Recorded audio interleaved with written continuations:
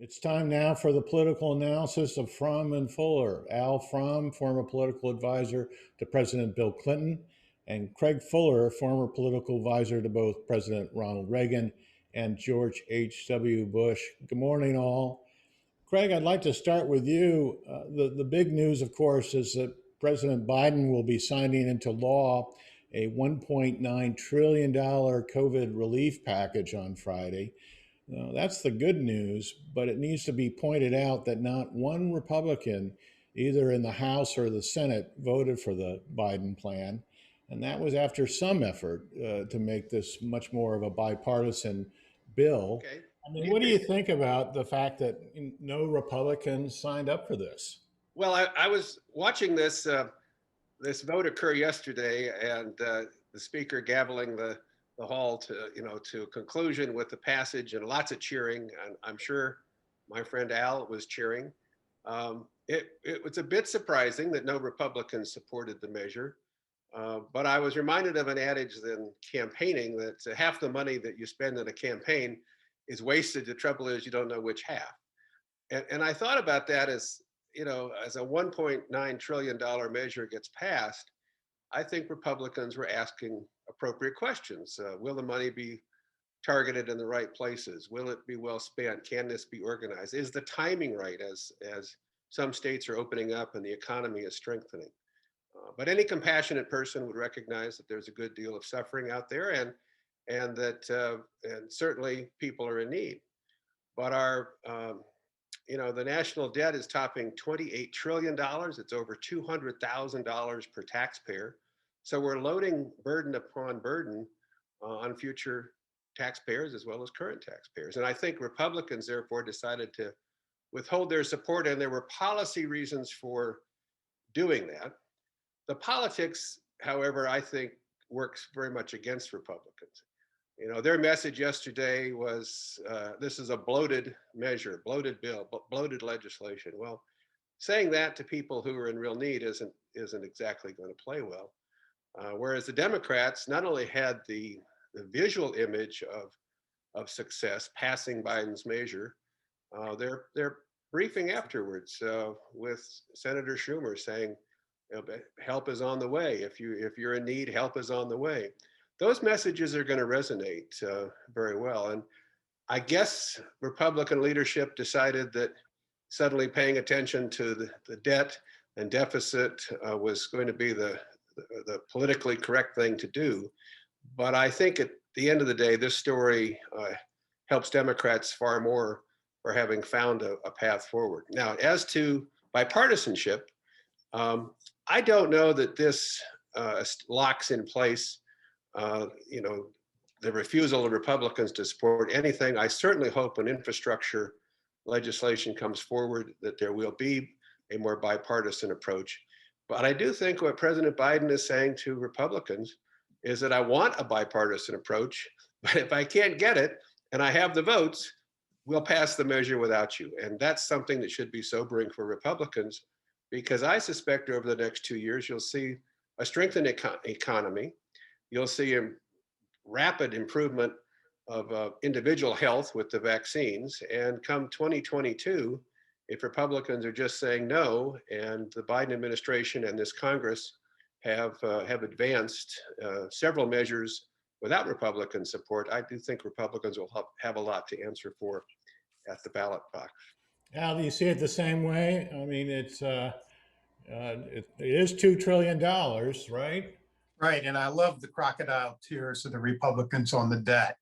You know, my Clinton administration gave them a balanced budget. We were well on the way to paying back the national debt. And then George Bush decided to give it away in tax cuts to his friends. In 2017, Donald Trump gave away, I think, even a little bit more than this bill in a tax cut that went almost entirely to his friends. He went down to Mar-a-Lago that night and bragged, "You ought to like me now because I'm making you rich." So, it's pretty convenient to bring up the debt issue again. Look, I think before we look ahead, we really ought to think about what an historic legislative legislative moment we've just witnessed. This isn't a modest bill. I mean, the price tag says that. As Craig says, it's almost a quarter of the federal budget, spending budget. There's some tax cuts in, so it's not exactly, but it's in that range, probably 20%. And it's going to have far-reaching impacts. And it also really addresses the main concerns that Biden came in to deal with, which are COVID and getting the economy back on track. Second, it was done with lightning speed for a bill like this. 50 days is incredible for Congress. Third, and this is really important, it's going to have immediate impact. This weekend, unemployment was going to run out. It's prevented that. People are going to be getting checks by the end of the month.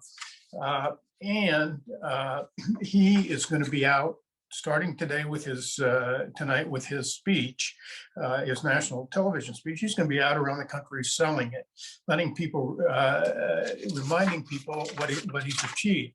So let's think about where it leaves us.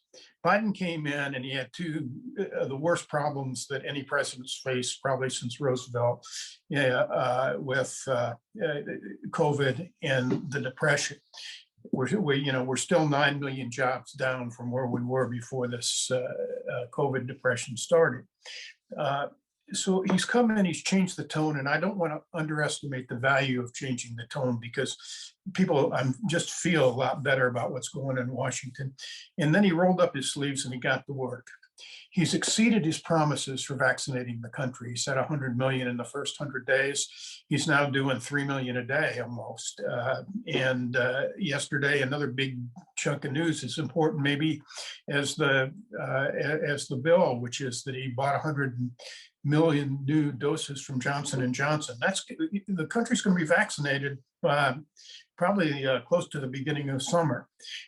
With this package, he's addressed the depression, and every American's going to feel it. If the experts are right, a lot of the other provisions, and there are a lot of other things in this bill, that some people will like and some people won't, but if the experts are right, it's going to reduce poverty substantially. I've heard anywhere from a quarter to a half with children's poverty. So by the end of he's done this in 50 days, and by the end of the summer, people are going to feel a lot better. They're probably going to be returning to normal. They're going to probably be able to send their kids to school in the fall. Economically, they're going to be much better off. So they're just going to feel better, and that's going to strengthen Biden politically for the rest of his agenda. I really think historians may look back at this 50-day period as a change of an era. Roosevelt came in with the Depression, and with the New Deal set the tone until really for 50 years, until Reagan came in. Reagan, in part because of what my first administration, Jimmy Carter, did, but with the New Deal running out of steam and inflation overwhelming the country, set the tone for smaller government. And that really has dominated the last 40 years of American politics. I remember in 1996, we did our famous speech, "The era of big government is over." Well, Biden may be ushering in a new era of government activism, because if this bill works, and I don't disagree with Craig, there are always going to be things that don't work and waste in a bill like this, but if it works substantially, it's going to really change the political context in which future initiatives are going to be considered. And I'm optimistic. I talked to my friend Chris Coons, Senator Chris Coons, over the weekend, and he's optimistic that on specific pieces of legislation, they'll be able to get Republicans to work together. I mean, he's worked together with them you know, continuously. So I'm optimistic about that. But I just really think we can't forget how historic this 50-year period may turn out to be. Al, I want to stay with you and talk about the Senate. Just a couple days ago, Senator Roy Blunt from Missouri also indicated that he would be retiring or not running for reelection in 2022. He joins, I believe, 5 other senators who have made the same decision. Do you see those Senate seats not only going for the GOP, but also for Trumpists in those states? Well, I find it awfully hard to project an election 2 years away in these volatile times, and some of these are in really swing states. I mean, North Carolina and Pennsylvania were pretty close in this last election, and so it's hard to project. Right now, the Cook Political Report says that Pennsylvania and North Carolina are toss-ups. Ohio leans Republican, and another lean Republican is in Wisconsin, where Ron Johnson may or may not decide to run. I've heard rumors that he may not run. But look, off-year elections are usually good for the out party. But I want to go back to what I was talking about before. This bill may set up a different context for 2022. It may be that President, the single best indicator of what's going to happen in a midterm election is usually the president's approval rating. And Biden and presidents get judged on how they perform. So he may have set up a template of performance versus history, in a sense, in this next election, and we'll see. I mean, if the country is back to normal and people are feeling good going into 2022, and we have a repeat of what's happened even before Trump in some of these primaries, where Trump-like candidates have won, but who aren't Trump. They win the primaries, and that gives Democrats a chance to win seats that they otherwise wouldn't have. I mean, I mentioned Chris Coons. I mean, Chris Coons, great young man, was a DLC fellow, I might add, and who I've known since before he got into public life, but he never would have a chance in Delaware. He was running against Mike Castle, former governor, senator, moderate. And what happened? The witch beat Castle in a Trump-like candidate. Crazy. Beat Castle in the primary. And people I couldn't get to answer my calls when I asked them for money for Chris Coons the day before the primary were calling me, the minute after the primary ended to give whatever we asked. So you don't know. But I mean, I think the best thing Democrats have going for them, they're going to have two good things. One is Biden, I assume Biden's approval rating, if things go as we hope, will be pretty good.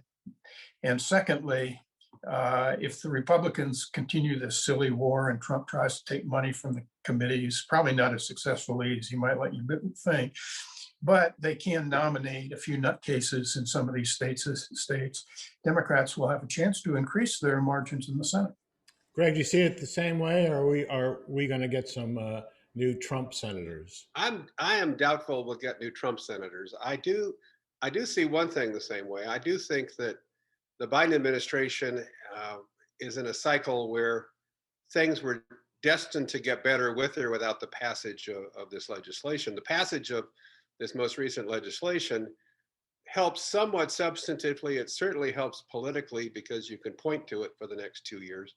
But the truth is, the economy is slated to grow and recover, and things will get better. And the COVID virus is going to be diminished, and that will make people feel better. Those are the two issues upon which I think the Biden campaign ran successfully. And so they have every reason to feel pretty good about these midterm elections. as to the Trump effect, I looked at the states you mentioned and we're discussing, and I think where you have this narrow balance between Republican and Democrat, there's a real risk of a Republican open seat contest where the Trump candidate, if you want to call the person that, wins. But if the margin in North Carolina is about 6 points Republican over Democrat, that doesn't leave much of a margin for a Trump Republican. I mean, that person has to get a high number of independent votes. It's got to capture most of the Republican votes.